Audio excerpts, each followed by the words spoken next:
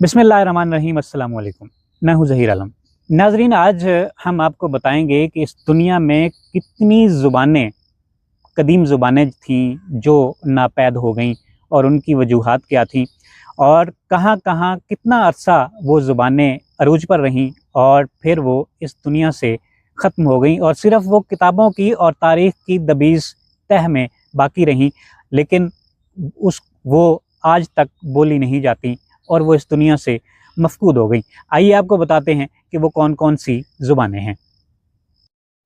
दुनिया की कदीम तरीन ज़बानों के बारे में माहिरीन लिसानियात और माहिरीन आसार कदीमा ने मुख्तलिफ़ तहकीकात की हैं। कुछ ज़बानें आज भी ज़िंदा हैं जबकि कुछ सिर्फ़ कदीम नविश्तों में महफूज हैं।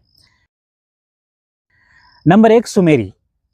ये सबसे कदीम तहरीरी ज़ुबान 3100 कबल मसीह मेसोपोटामिया की है।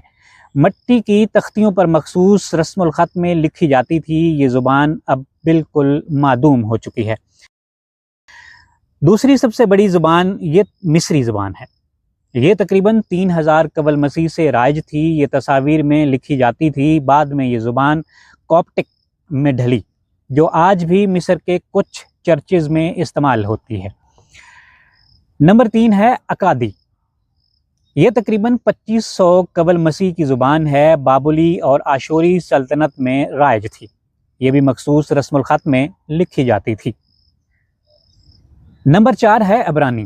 ये तकरीबन 1000 कबल मसीह से राइज है। यहूदी मजहबी किताबों की ज़ुबान है। कुछ अरसा मादूम रही, लेकिन आज इसराइल में सरकारी ज़ुबान के तौर पर दोबारा ज़िंदा है।